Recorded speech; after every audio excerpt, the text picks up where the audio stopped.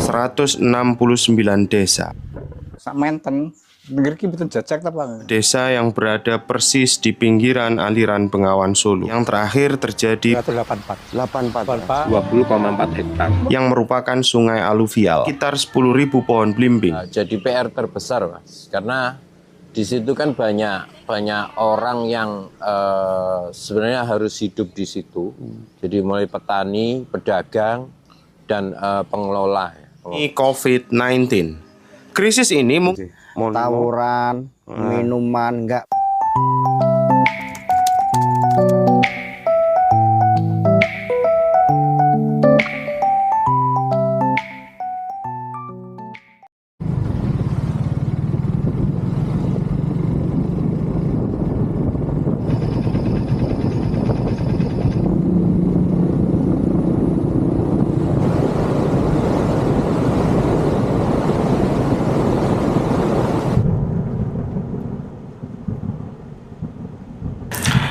Bojonegoro, sebuah wilayah yang terikat erat dengan sungai terpanjang di Jawa, Bengawan Solo.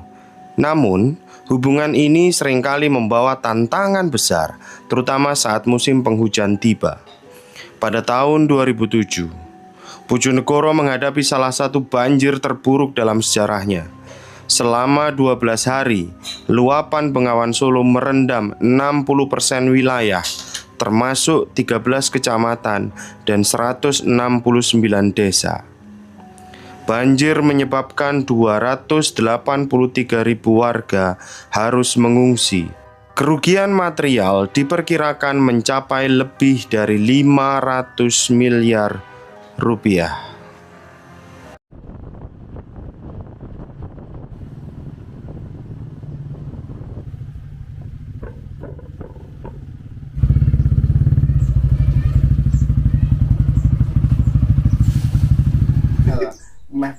Ngapunten Pak, paring asma sinten Pak? Pak Suka. Pak Suka, nggih. Jenengan kelahiran tahun pinten Pak? Dan niku pasing boten pati. Tapi lek kinten-kinten yuswane pinten? Dan tidak 6. Pak, jenengan tasik emut teng mriki niku banjir paling gede kapan? 97 Pak. 97. Niku sampai sak pinten? Sak menten ngeriki betul jajak apa? Oh, niki telas berarti. Betul jajak ngriko. Kelem nggih. Ini ku pinten dangu? Dangune sak namung pinten tigang dinten.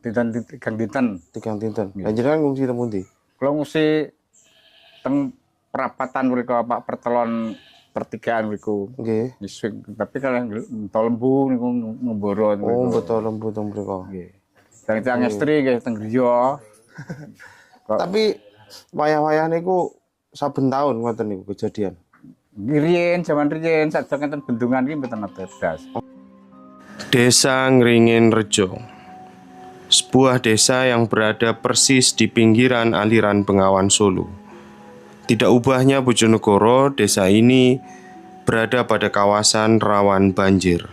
Secara topografi, ia berada pada dataran rendah, sehingga luapan Bengawan Solo dan curah hujan tinggi seringkali menyebabkan banjir. Tercatat yang terparah di tahun 2007. 2008 hanya terjadi genangan, 2009 banjir, 2010, 2011, 2012 hanya genangan, hingga 2013 banjir kembali. Yang terakhir terjadi pada tahun 2016.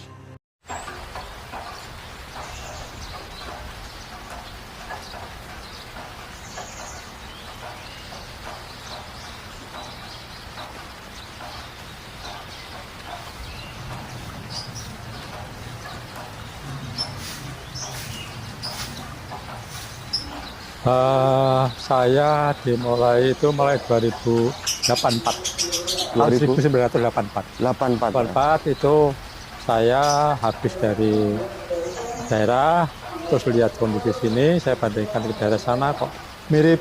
Daerah itu daerah mana? Daerah Siwalan. Tuban. Daerah Tuban, Siwalan. Okay. Tuban. Nah, dari itu tiap tahun kan sini banjir. Oke. Sini banjir terus, dan lagi antara batas Ngringin dan Mojo itu yang berbatasan sana itu sudah berupa sungai.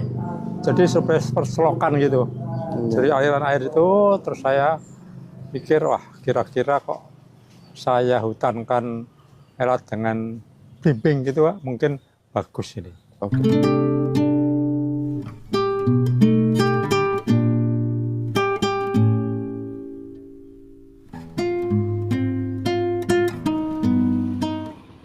Blimbing kami di luasan lahan 20,4 hektar. Total pohon kami adalah 9.800 pohon, dan saat ini kondisi pohon ini lagi berbunga setelah panen kemarin. Jadi Di kawasan Ngringin Rejo, Bojonegoro, blimbing tumbuh subur di tengah ancaman banjir yang berulang. Fenomena ini bukan kebetulan, melainkan hasil dari adaptasi alami dan kondisi lingkungan yang unik. Pohon blimbing, Averrhoa carambola, telah menunjukkan toleransi yang cukup tinggi terhadap genangan air jangka pendek. Penelitian menunjukkan bahwa tanaman ini dapat bertahan di daerah yang rawan banjir, di mana tanahnya kaya akan unsur hara aluvial. Kondisi ini didukung oleh karakteristik Sungai Bengawan Solo yang merupakan sungai aluvial. Saat meluap, banjir membawa endapan lumpur yang kaya unsur hara ke lahan pertanian. Tanah aluvial yang terbentuk di sepanjang aliran sungai ini memang dikenal memiliki kandungan hara yang relatif tinggi dan struktur tanah yang subur, menjadikannya media tanam ideal untuk blimbing. Data dari pemerintah kabupaten dan kelompok tani menunjukkan bahwa Desa Ngringin Rejo memiliki agrowisata kebun blimbing seluas sekitar 20,4 hektar dengan sekitar 10.000 pohon blimbing. Setiap pohon blimbing di sana dapat menghasilkan rata-rata 90 kg buah per tahun. Hal ini membuktikan bahwa meskipun menghadapi risiko banjir, pohon-pohon ini tetap produktif. Dengan demikian, banjir di Ngringin Rejo tidak hanya membawa kerugian, tetapi juga menjadi siklus alami yang memperkaya tanah.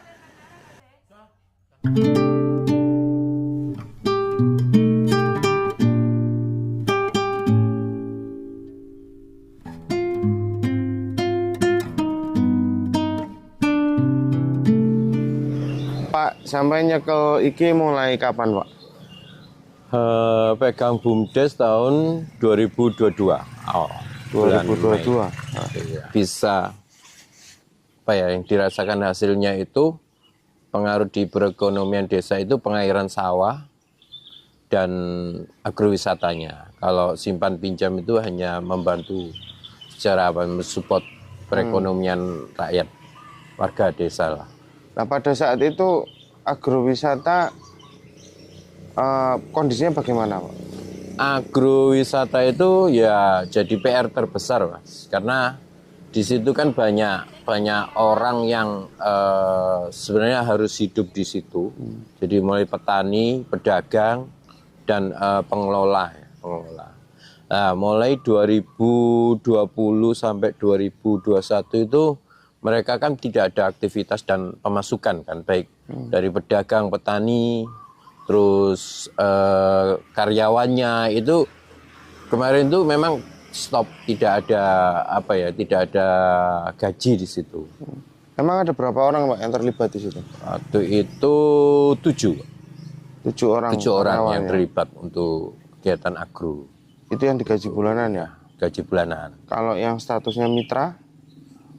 Mitra tidak, mereka juga kayak seperti petani, pedagang itu kan tidak. Jadi mereka itu berusaha untuk ya survive lah, untuk menjual hasil buahnya keluar. Terus kayak untuk pedagang itu mereka Agrowisata Ngringin Rejo yang memulai operasionalnya pada tahun 1996 telah membuktikan ketangguhannya sebagai model desa wisata berkelanjutan. Kisah perjalanannya adalah cerminan dari kemampuan beradaptasi di tengah berbagai guncangan besar yang melemahkan sektor pariwisata nasional. Krisis moneter 1998.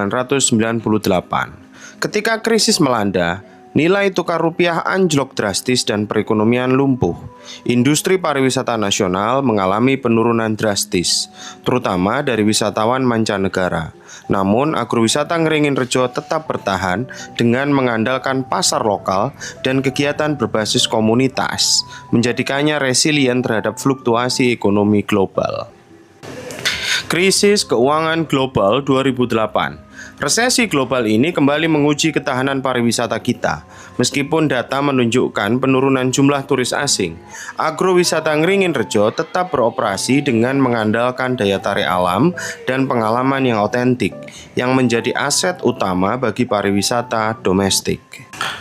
Pandemi COVID-19. Krisis ini mungkin yang terberat. Dengan diberlakukannya pembatasan sosial dan perjalanan, sektor pariwisata lumpuh total. Namun, Ngringin Rejo mampu bertahan. Data dari Kementerian Pariwisata dan Ekonomi Kreatif menunjukkan bahwa desa wisata yang berbasis komunitas dan alam justru menjadi opsi favorit pasca pandemi, karena dianggap lebih aman dan menawarkan pengalaman luar ruang.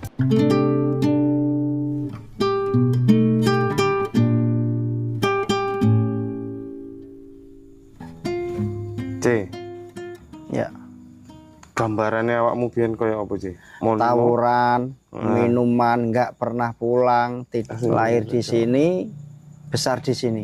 Aduh, banyak Mas. Semangkanya Pak Mat Gusni juga pernah pakai becak bahkan dulu. Nyolongnya mbek becak. Iya, saya satu becak penuh. Itu nggak ada yang sama kan, cuma saya pegang, ambil, makan kerwek, makan nggak enak satunya. Ya intinya itu malingnya anak nakal gitu lah Mas, nggak dijual. Keberlanjutan Ngringin Rejo bahkan mendahului inisiasi pemerintah. Program Anugerah Desa Wisata Indonesia (ADWI) yang digalakkan Kementerian Pariwisata dan Ekonomi Kreatif Kemenparekraf secara masif sejak tahun 2021 bertujuan untuk memperkuat ekosistem desa wisata jauh sebelum program ini populer.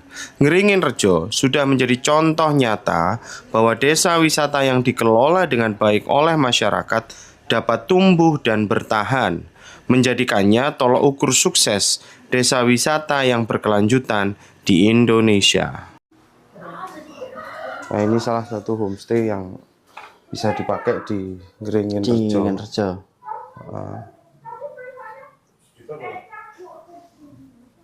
Jadi ini ada berapa homestay sih?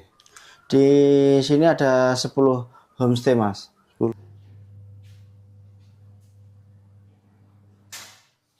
Di konsepnya itu biar berbaur sama yang punya rumah gitu Mas. Terus biar untuk tahulah setiap harinya kegiatannya apa itu. Jenengan sekeluarga niku sing terlibat teng mriki tiyang pinten? Tiyang pinten, Pak? Tiyang kalih. Kalih. Nggih. Jenengan kalih? Kalih niku. Kalih yugane. Nggih. Jenengan sakderenge terlibat teng mriki nyambut damel napa?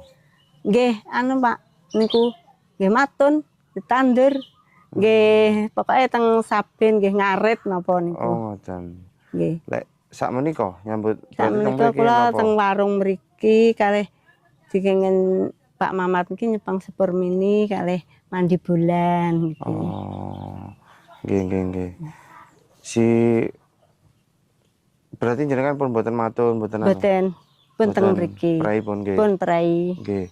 Apunten lek angsale kathah pundi matun kalih. Nggih angsal kathah niki to Pak matun sedinten namung pinten sebeduk 50 lah meniki langkung dari 50 kok. Agrowisata Ngringin Rejo bukan sekedar destinasi wisata, melainkan sebuah ekosistem ekonomi yang menggerakkan seluruh komunitas. Kesuksesan ini terjalin dari kolaborasi berbagai pihak, menciptakan roda perekonomian yang mandiri dan berkelanjutan. Perekonomian di sini melibatkan setidaknya 114 petani yang mengelola kebun belimbing. Hasil panen mereka kemudian disalurkan dan diolah oleh 30 pengepul dan 50 pedagang yang menjajakan produk. Di luar pertanian, sektor pariwisata juga memberdayakan warga secara luas. Ada 10 pemilik homestay yang menyediakan penginapan, 30 pengusaha tayo wisata yang menyediakan transportasi unik bagi pengunjung, dan 3 pengelola lahan parkir. Aspek sosialnya pun tak kalah kuat, dengan melibatkan 70 perempuan dan 60 pemuda dalam berbagai kegiatan usaha dari kuliner hingga kerajinan. Dengan keterlibatan ratusan warga ini, perputaran uang di kawasan Ngringin-Rejo diperkirakan mencapai angka yang cukup fantastis, yaitu 2 miliar per bulan. Data ini membuktikan bahwa semangat gotong royong dan kemandirian masyarakat mampu menciptakan kekuatan ekonomi yang luar biasa.